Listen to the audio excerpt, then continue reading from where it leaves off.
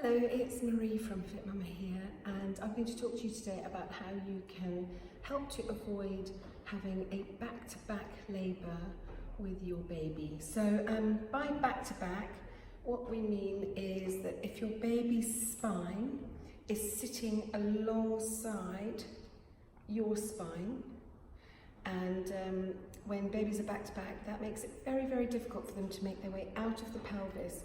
So that can cause all sorts of problems for the progression of your labour. Primarily the problem occurs when the lip of the spine gets caught on the back of the baby's neck and around the shoulder area, preventing them from making that descent and that rotation. And if your pelvic floor muscles are really tight, say if you have a desk job or you spend a lot of time driving your car, that can tighten up your pelvic floor muscles, which means that your baby then struggles to get the space to make a rotation to come out of the pelvis. So in order to make it so that your baby no longer lies back to back, but starts to make that journey to lying with their spine sitting more to the left side of your belly button, what we will do is, I'm just going to show you some techniques that you can use with your birth ball at home every day so that you can really get into a good habit and create that lovely soft space for your baby so that they can move. Alright, so you've probably seen my video previously where I teach you how to sit on the ball and make space by sitting so that you can rotate and help the baby to descend into place. And what we're going to cover today is working on all fours. So if you take yourself into a kneeling position and lean on your elbows on the ball, what you can do here is sway your hips from side to side and really focus on relaxing your tummy muscles. Take a nice calm breath in and also try to exhale through the nose so that your breathing pattern is nice and relaxed.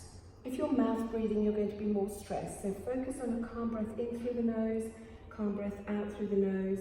And if you would like to, you can stay still and just focus on letting that tummy become really, really heavy. So you're almost creating a little hammock for your baby to hang in. So just watch my breathing pattern for a moment.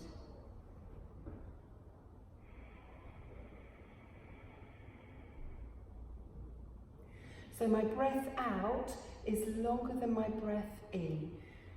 Alternatively, if you're finding it uncomfortable on the elbows, you can lean your chest into the front of the ball and rest your head. And then rocking and swaying from side to side is also a really nice position, taking the pressure off the lumbar spine and all those nerves that are being pressurized by your baby's head.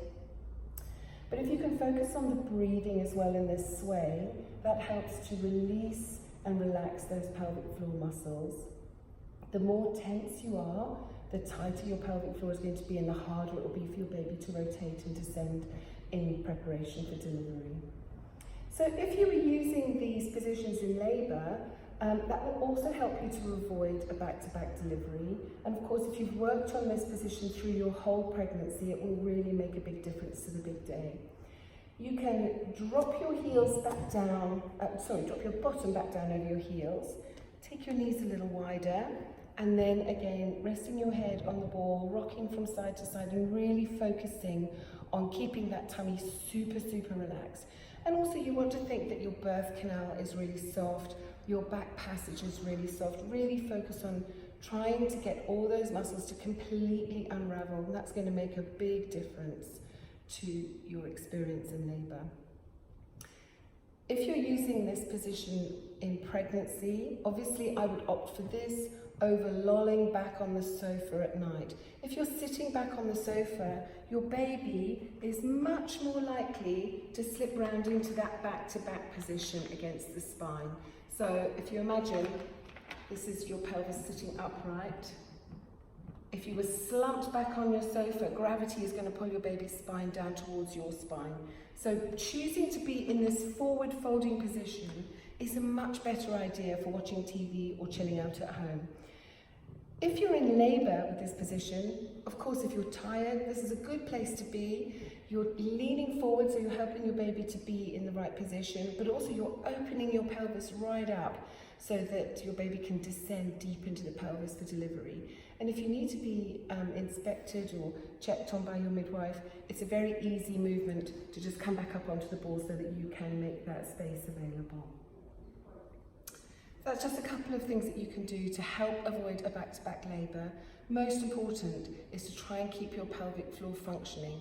So don't just focus on Kegels, focus on really relaxing that pelvic floor and then perform a Kegel, so that when you are training the muscles, you're training them effectively and not just over-activating an already exhausted set of muscles. Good luck.